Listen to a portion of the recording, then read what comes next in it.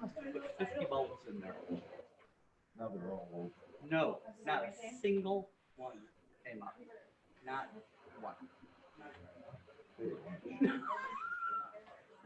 But there were no holes, so we think the rabbits got them underneath.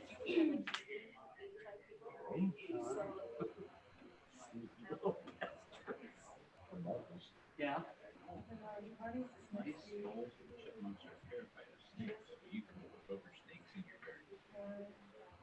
We saw our first chipmunk ever. I've been here with my whole life, minus a few years. There are a bunch of them on Palm Street, the other side of Cool Facts. We've got one that's over by the side drive somewhere. Where you see one, there's gonna be one. Oh, yeah.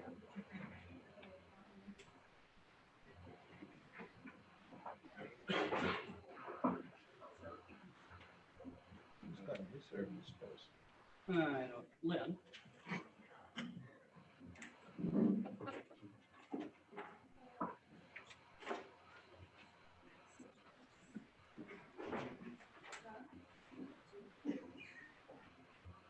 They were going to put you up by the door, but the chair kept coming back down. We'll see. Going up and down a little bit. Story is clear. All right, I'd like to call the Griffith Town Council meeting to order. If we can please stand for the Pledge of Allegiance and remain standing. Allegiance to the flag of the United States of America, to the republic which stands, one nation, under God, indivisible, liberty and justice for all. At this time, Marker will be reading the names of any officers around the nation that have been murdered in the last several weeks since our last meeting. Police Officer Aya Faye Grant of the Springfield Police Department of Ohio, and of watch Saturday, March 23rd, 2020, cause of death, vehicular assault. Sergeant Ben Jenkins, the Nevada Highway Patrol, Nevada, and to watch Friday, March 27th, 2020, cause of death, gunfire. Commander Gray Carnival of the Phoenix Police Department, Arizona, and to watch Sunday, March 29th, 2020, cause of death, gunfire. Officer Graham Lee of the Indianapolis Metropolitan Police Department, Indiana, end of watch Thursday, April 9, 2020, cause of death, gunfire.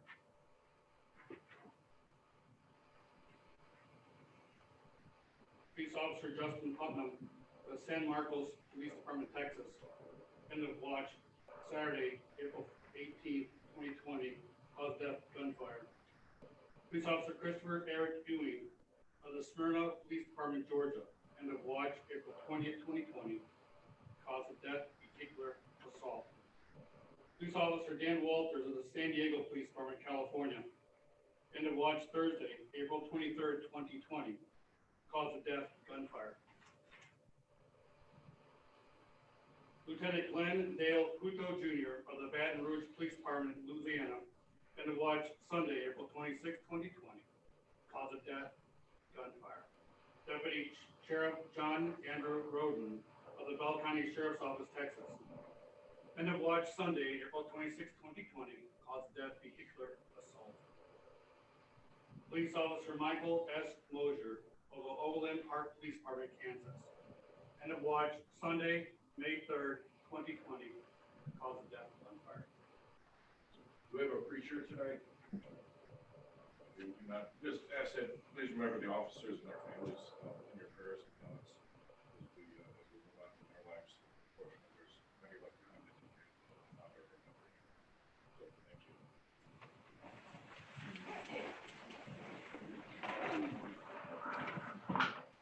Have the roll call, please. Member Tim Marker. I am present. Councilmember Larry Fallon. Present. Council President Rick Reitman. Present. Councilmember Melissa Robbins. Present. Councilmember Tony Hudson. Present. Present. Each member has received a copy of the May 5th minutes. What's the pleasure of the council? Move to approve. Second. We have a motion and a second. Any discussion? Seeing no discussion, all in favor of the motion signify by saying aye. Aye. Opposed, no. The motion carries. Could we have the claims, please? Claims numbers 28194 to 28290, the amount of $332,133.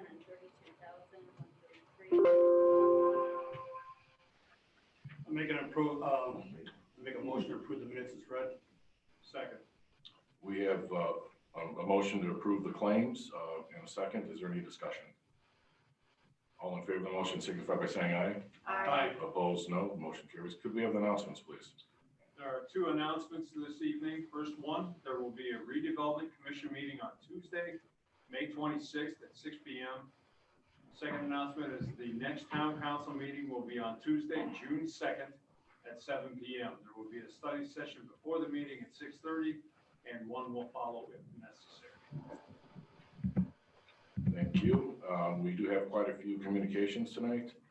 One would be from our senior center.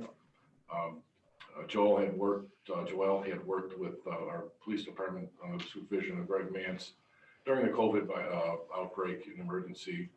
And they did an extremely phenomenal job of reaching out to our seniors and touching all of them. I believe, Chief Mance, could you give an overview of that?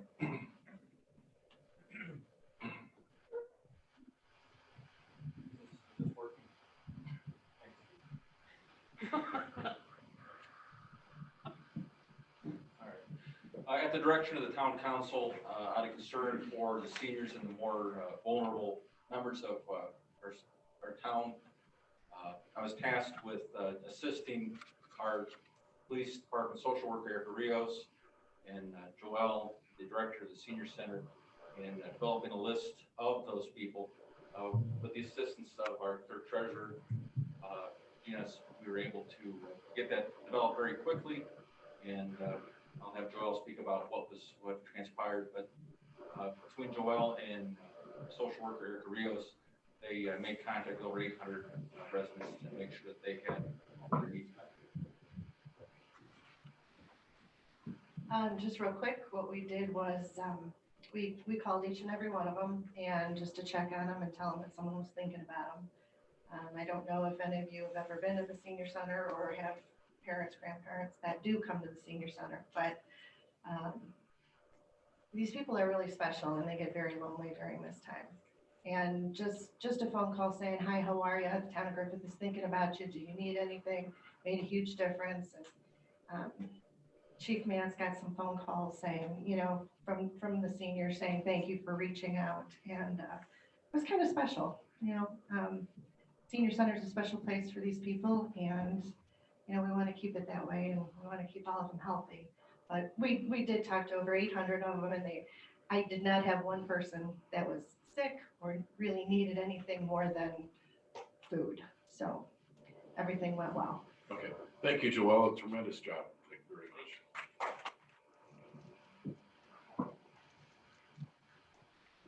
The next communication is from Reedy Financial Group.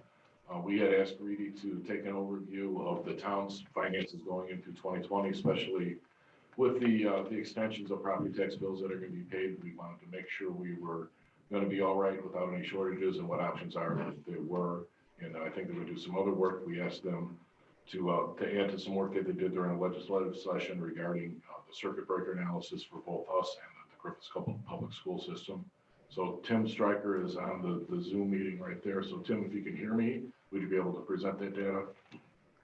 Yeah, absolutely. Can everyone hear me? Yes. Can you guys hear me? Yes, we can hear you. Okay. I'm having a little difficulty with my audio, so I just wanted to make sure.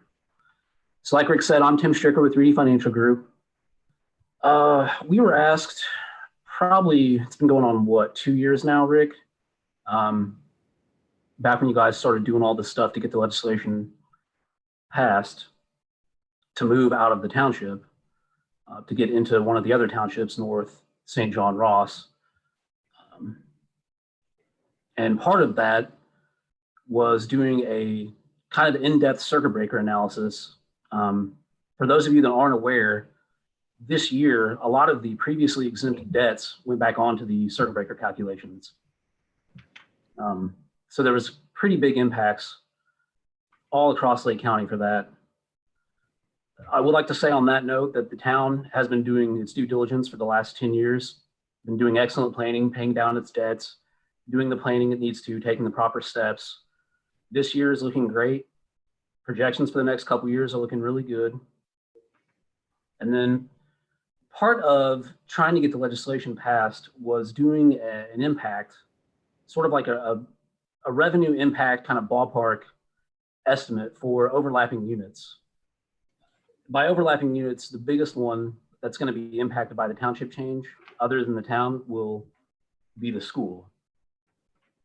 So kind of in that year and a half to 2 year ago timeframe, we built a model for the circuit breaker. And part of that was to show the revenue, sort of the circuit breaker revenue impacts to the school. And I don't know if you have that chart handy. I guess we do. Brian, can you put it up? Well, you keep talking, Tim. We'll see the chart. We'll know you're there. Yeah, so hopefully everyone can see this chart here. And again, these numbers aren't really set in stone. This is just more kind of a ballpark estimate based on the model that was updated with 2019 data.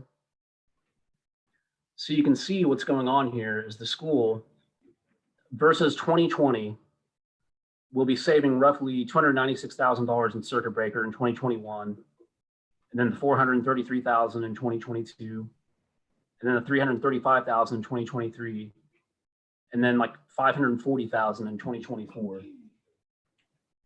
And the reason why the circuit breaker savings is kind of a direct impact to the revenue is because that goes back into the operating levy for the school.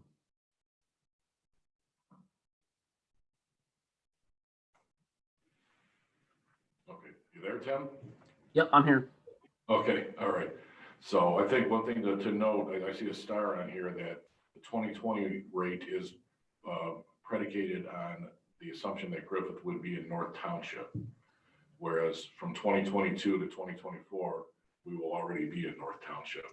So I believe this, from what I remember from with the state numbers, it was right around this number too, that about $290,000+ will be a direct revenue increase to the schools should we go into Calumet Township by January 2021. Is that correct?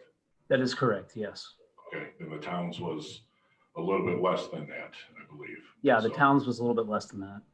okay, regardless, it'd be very, very helpful, especially coming into off of a real rough 2020 circuit breaker year for everybody. So, okay, I think that was the main thing we wanted to have you go over, and we will, forward the information to any of the school members that are interested. If they have any questions, we'll certainly have them reach out to you if that's all right. So, Absolutely. Yeah. all right. Okay. Thanks, Tim. All right. Thank you. Thank you. Okay. All right. The next item, we have communication from the Lake Erie United Way. Mr. Marker. Good letter from the concerning the YMCA move to Reading School. Starts off with I'm writing in regard to the recent story published in the Times about the YMCA public hearing requirements. I appreciate the support and need to seek community input. With that, I just wanted to share my support of the YMCA move to Reading School. You know that Lake Erie United Way has traditionally its work to focus on helping the working poor. The United Way acronym we use is ALICE, which stands for Asset Limited Income Constrained Employed. There are just under 1 in 4 families in Lake County who are considered ALICE. 35% of families in Griffith are ALICE or in poverty. ALICE families work hard, often multiple jobs, yet they cannot afford even basic necessities. Because they are working, they are not eligible for most public assistance, so they have no safety net. LAUW has directed its work towards helping ALICE families access better paying jobs and quality child care. Excuse me. Access to quality child care is critical for those families so they can work knowing their kids are safe and are learning with curriculum that will have them prepared for kindergarten. Quality child care in Lake County costs $8,000 to $10,000 per child per year. This puts a quality learning experience for a child out of reach for many families. The YMCA offers very affordable, quality pre-kindergarten education program for children, as well as after-school program for older children. Their quality child care program is having dual generation benefit on our community.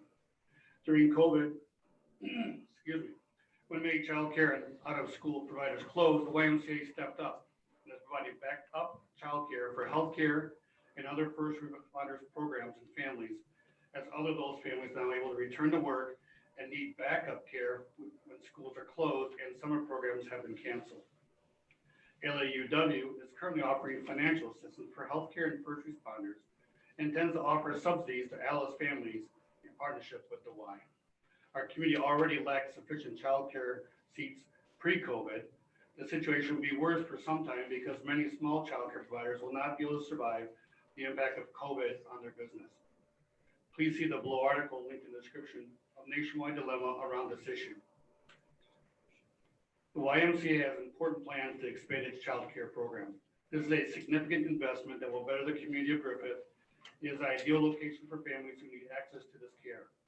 From Broad and Ridge Road, it takes approximately 15 minutes to access most of the county. This access is very important to working families. Please consider your support for this important service to our community. Also, please let me know if I can provide any more information on the challenges around accessibility of quality child care. Live United, Lisa M. Doherty, President and CEO of United Healthcare. All right, thank you. The next item is under communications. The town council always emailed a petition with comments from an organizer of a petition, an online petition. And I believe was urging the schools to rethink some of the strategic plans that they put forward. I just want to accept this in the minutes and be in the record that we have accepted the petition and we acknowledge receipt of it. All right, next item would be Ms. Robbins. I have a letter here. Griffith Town Council board members, I am writing to ask permission to hold a twilight parade for the Griffith High School graduates on the evening of June 7th, beginning at approximately 7 p.m. Our parade route has been reviewed by Chief Mance of the Griffith Police Department, and he has no concerns with the route. We would begin our route from the Griffith High School baseball parking lot on North Wiggs and Pine Street and head east to Broad, travel southbound on Broad until reaching Lake Street, where we would head west. At North Griffith Boulevard, we would head north until Elm Street, and at Elm, we would head east to North Wiggs, where the parade would pass Griffith High School and conclude. That would be June 7th, Sunday, excuse me. Thank you for your time and attention. It is most appreciated. Educationally yours, Mrs. Christine Brenner, principal of the Griffith High School. I ask that we pass a motion granting them permission to do this. Second. We have a motion and a second. Any discussion? Other than congratulations to the seniors. Hopefully this is a good program for them or a good deal. So all in favor of the motion signify by saying aye. Aye. Opposed, no. Motion carries. All right. Any other communications? Reports. We do not have public works report. Police. With the state government gradually opening up, Griffith Police Department will be opening up as well. Gun permits have been suspended. However, we will start taking those by appointment only. Just call the records division during normal business hours, which right now is 2 to 4, and we'll schedule individuals to come in to get that process started. Also, VIN checks with the license bureau opening back up. We'll be doing VIN checks. We'll be taking payment by phone for those, and then sending an officer either to our back parking lot or to the residents of the applicant if they're in Griffith to facilitate those. So we're gradually opening up. I also want to mention that this week is National Police Week. It's a week in which our country recognizes the officers that have given their life in service.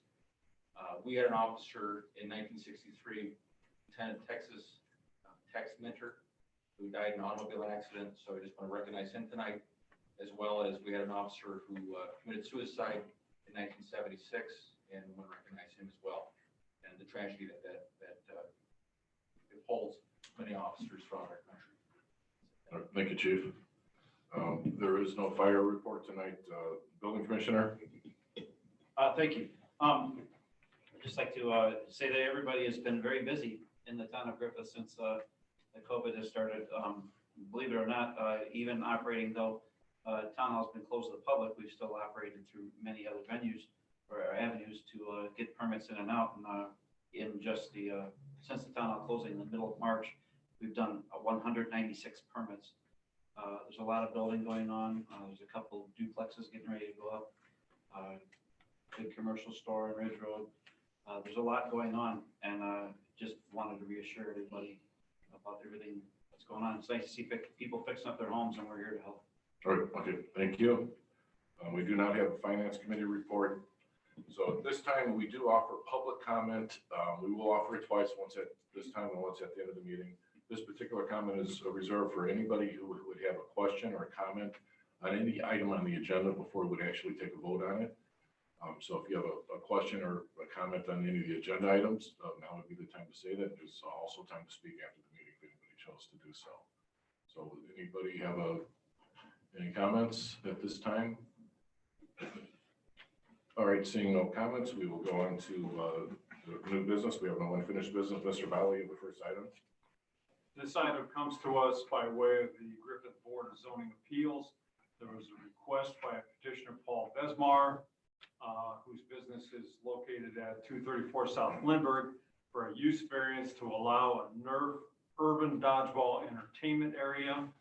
On March 16th, there was a public meeting where the petitioner presented his plan. Opportunity was given for the public to have comments, whether positive or negative. There was one negative comment during the public hearing. And as a result of that and discussion by the Board of Zoning Appeals, there was a motion made and voted on, passed, for the Board of Zoning Appeals to pass along a favorable recommendation to the town council. There was findings of fact was presented by their attorney. And basically it's in an I-2, and there was no, I could read all this, but basically there's no problem with having something like that in that area. So the motion for the evening here is to approve the use variance, allowing the petitioner to proceed with his plans to open up a Nerf urban dodgeball entertainment center. I know our building commissioner is dying to get over there for this, so we'd like to get that done tonight. So there's the motion. I'll second. We have a motion and a second. Is there any discussion? All in favor of the motion signify by saying aye. Aye. Opposed, no. The motion carries. Mr. Hobson, you have the next two items on the agenda. I do.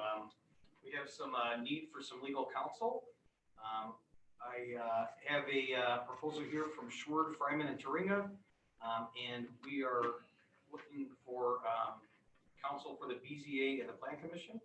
And I would like to make a motion that the council signs with Schwerd, Fryman, and Turinga to represent us on the BZA and Plan Commission. I'll second. We have a motion and a second. Is there any discussion? Seeing no discussion, all in favor of the motion signify by saying aye. Aye. Opposed, no. The motion carries. Next item. The next item is for general counsel, and Barnes and Thornburg has represented us on a number of different items, and I would like to make a motion that we enter into an agreement with them to represent us on general counsel as well. I'll second. We have a motion and a second. Is there any discussion? All in favor of the motion signify by saying aye. Aye. Opposed, no. Motion carries. All right, Mr. Marker, you have the next item, a resolution. Yeah, I found my glasses, thank God. All right. Resolution of the Griffith Redevelopment Commission determined need to capture incremental assessed valuation. Whereas Redevelopment Commission previously has established the following areas for purposes of capturing incremental property taxes, the TIF revenue, pursuant to Indiana Code 36-7-14 as amended.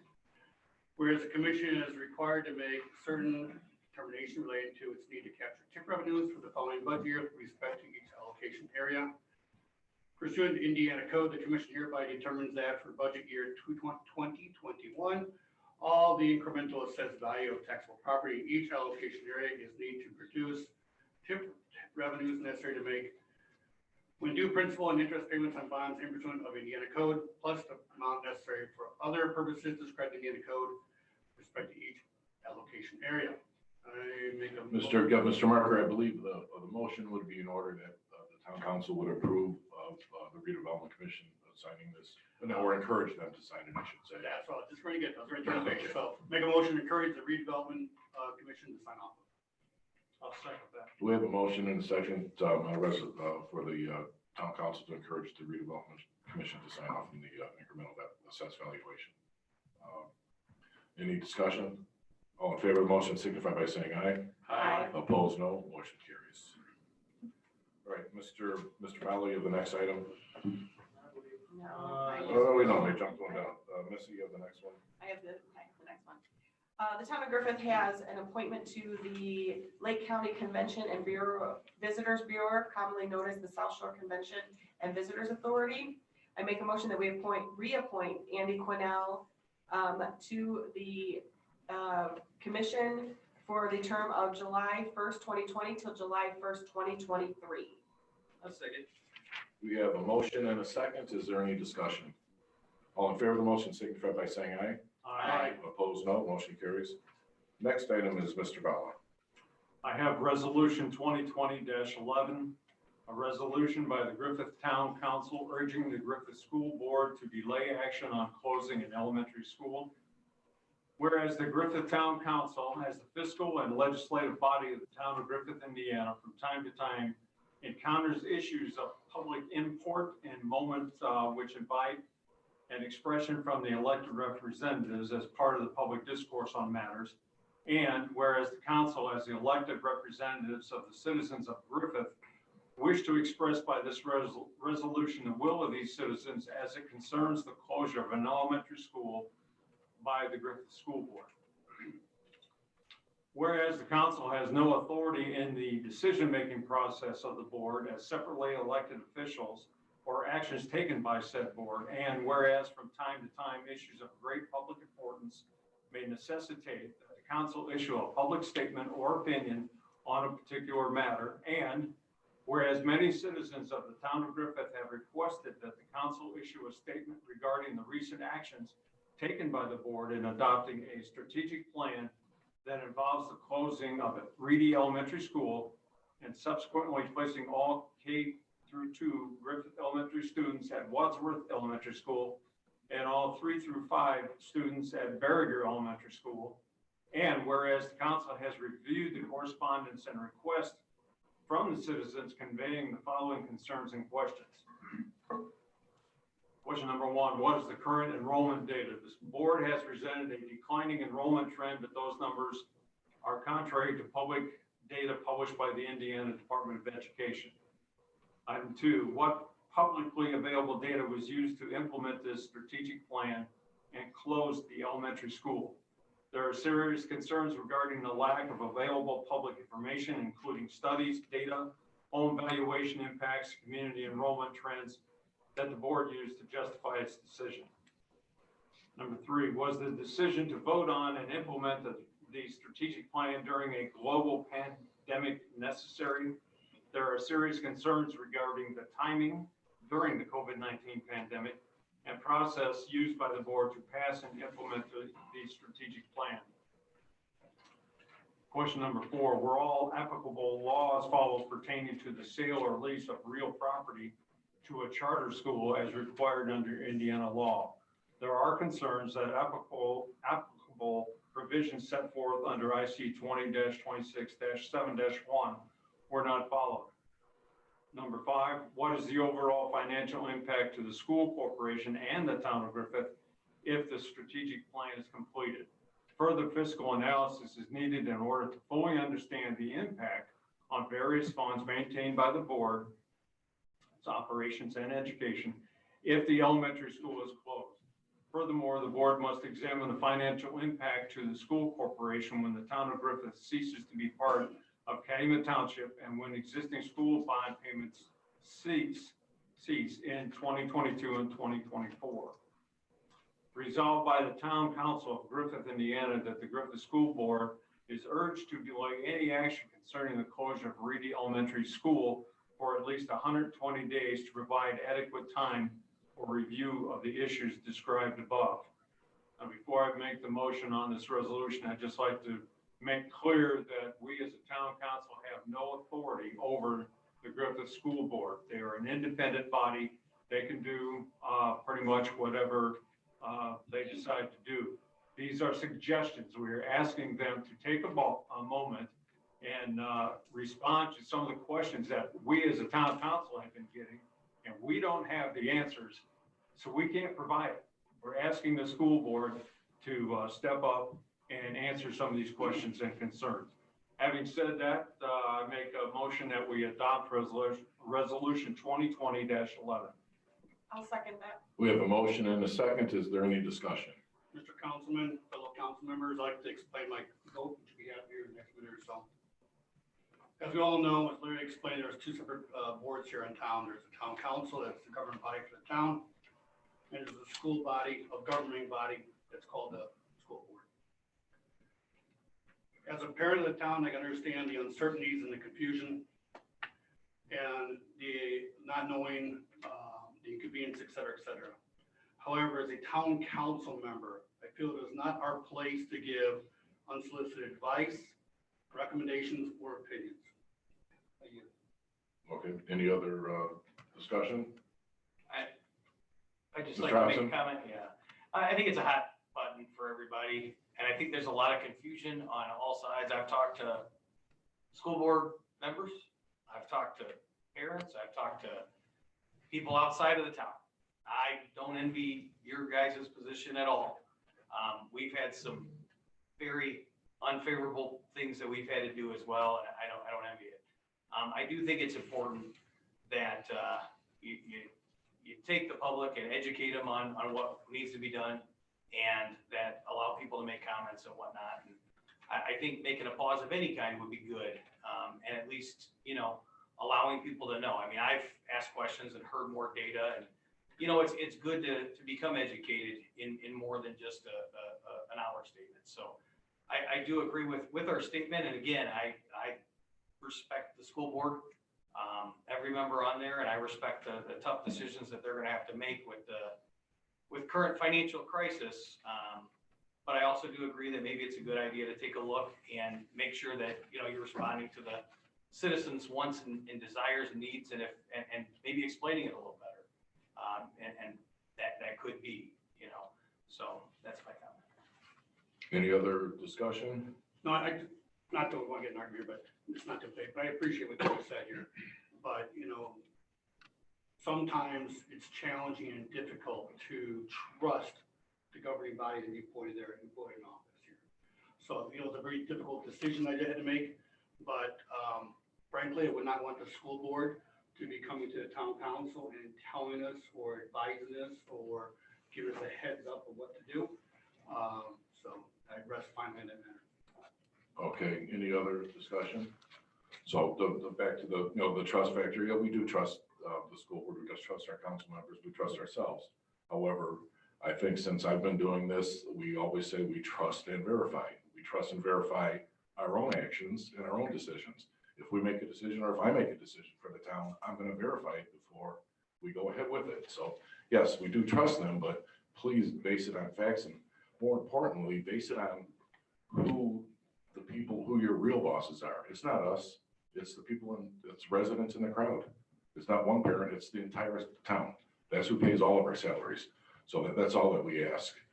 I have to wear two hats here. I have a parent. We are parents of two children in the schools, both in 2nd and 4th grade.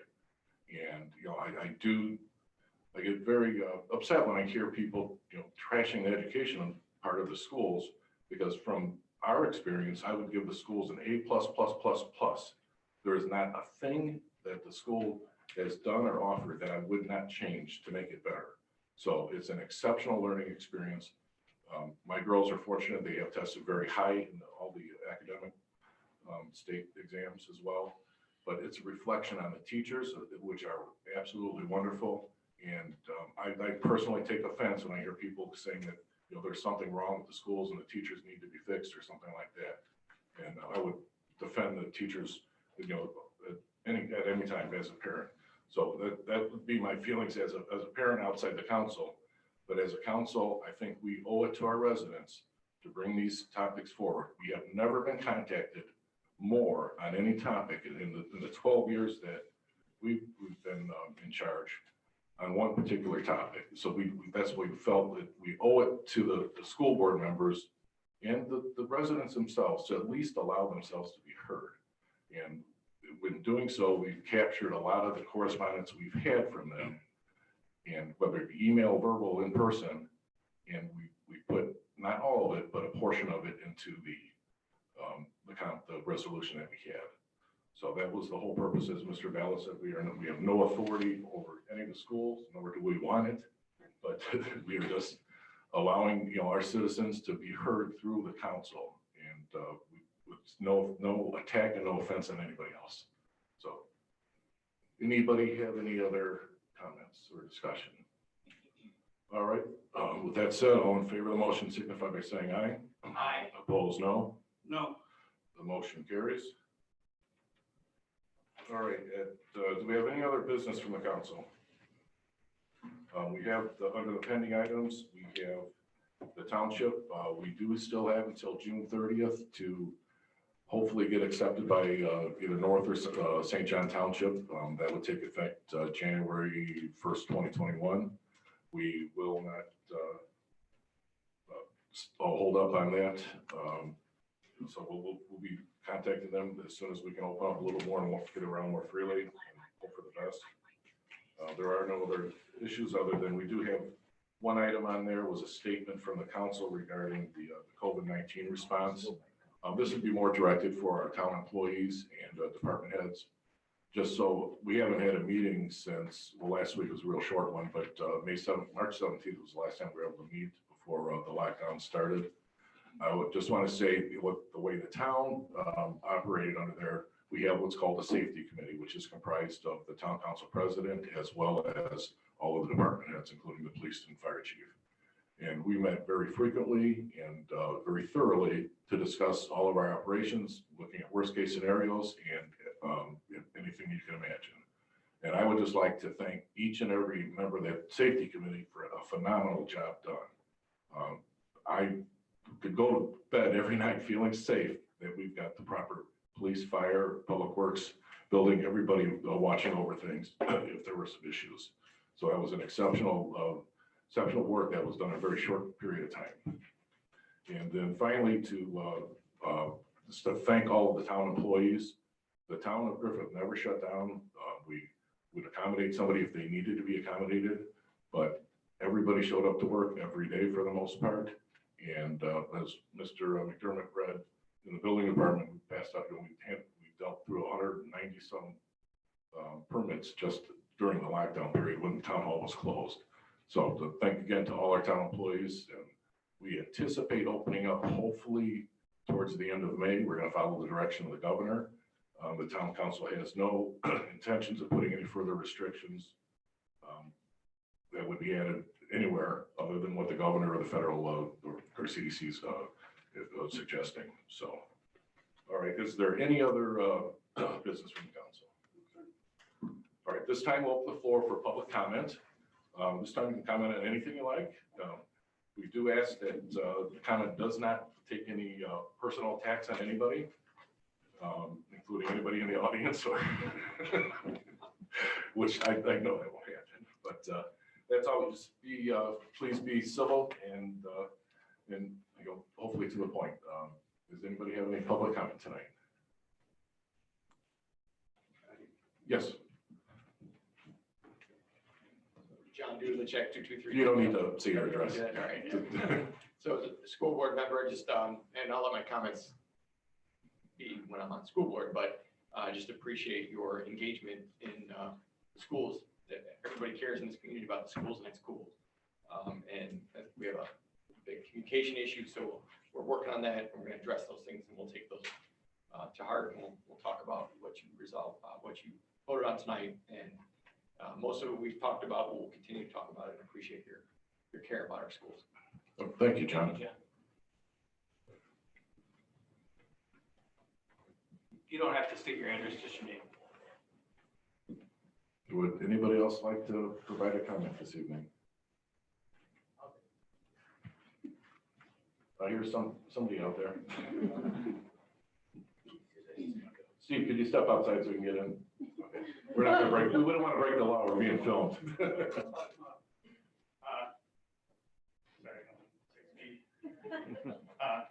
Robert Rockwell. I just like to say, you know, it's highly, I think a lot of the town council for being able to hear the town's words and views on certain subjects, especially as it's related to schools and the economy of the town itself, which is where I think that the voice of the taxpayers and the parents and the community itself, when it starts to affect the actual value of homes, or when it affects the actual consideration of where we're buying our home. For example, if we bought our home next to this grade school and we spent $250,000 on this house, instead of spending $150,000 on a house on the other side of town, so that it could be more convenient for our kid to go to this school. When they're consolidating that, now I see the side of things where it could be more convenient and more academically positive for the students to all be cohorted in one school, to have that focus on those grades. I can see that. But when it affects the actual economy, when it affects people moving into our town, and it contributes to people moving out of our town because of the new changes and their life choices to buy those homes, I think that needs to be considered more on a public level and less of a consolidated meeting. I understand the restrictions we have for the COVID-19 briefs and everything that we've been going through for the last few months. But to make such a strong decision without public comment, I think left a bad taste in many people's mouths, just for the fact that we didn't get to talk about it. So again, thank you for the town council for being able to kind of bring some things to light. Thank you for the school board member for being able to, say that we're willing to look into it and work with our government in this town, because I feel we're all close, and that's just a positive for me. That's all I got. He's up there. All right, would anybody else like to have any comment tonight? Okay, just wanted to clarify a couple things real quick. I'm sure based on the meeting last week, the YMCA will have to go in front of the BZA, the Board of Zoning Appeals for zoning. The next meeting, I believe, is in June. So that is an issue that will be dealt by the BZA, and there'll be a public comment period at that time. So what's that? There's a 10-day notice for a public hearing. It'll be the actual public hearing, so they'll have to do mailings to residents in that town. So like I said, we aren't taking a position against the schools. I've talked to various school members, other people, and some of them in the audience as well. Like I said, what I just, as a personal standpoint, I have a real concern as a councilman, what this will do to our property values for around all of the schools, not just Berger, not just Wadsworth, but Reedy as well. We worked very hard for a 10-year period of time to redevelop the north end of town. And I think we did it, and I think we see it through skyrocketing property values. And we just don't want something to take that and either flatline it or even take it down. And we don't know what the impact is going to be. And I don't know if we've got qualified people in Lake County that could say, hey, look, here's what we anticipate when you close the school, here's what it's going to do to the property values. That's what we're encouraging to do. Let's see what it would hurt. What happens to $325,000 or $350,000 home by Berger? Is it going to turn down to $250,000 or $280,000 because of, you're not be able to send your kid to school for 7 years, so you're only going to get to 3 years. We don't know. And that's all we're asking is let's take a break and let's see what could happen from an economic standpoint.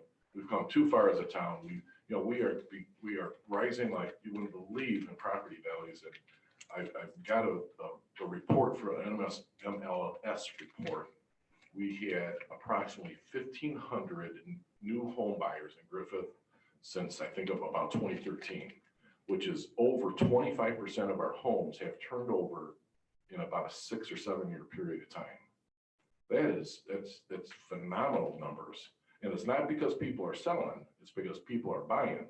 And when we see the bidding wars, when homes go for sale, we don't want anything to change that. If it is, let's phase it in. Let's do something where we don't. The hardest thing I got, as a council person, we get phone calls from residents saying, I just bought 2 years ago, but I don't know what, I'm ready to cry. You know, we want to leave. We can't deal with the fact that we can't send our kids to the school for the 7 years like we thought we were. So that's why we're responding. You know, we're the reflection from what we're hearing from our residents. So, but our town has come so far, and like I said, the schools, I would give them an A+ for the experience we have. And I would expect many of the parents or anybody here would probably say the same. So we would support, you know, enhancing the educational experience. I think it's a fantastic basis you can build on, and it's already there. So we're willing to work with you, and we hope if the financial thing that we could possibly do as a town to help assist, you know, through the tough year or two that might be ahead, then we'd be willing to talk with you guys, so and girls. So, all right, with that said, does anybody have any other comments from the council? All right, the meeting is adjourned.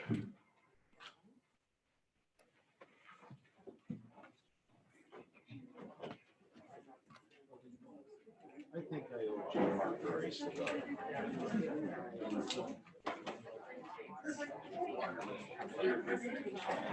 Yeah.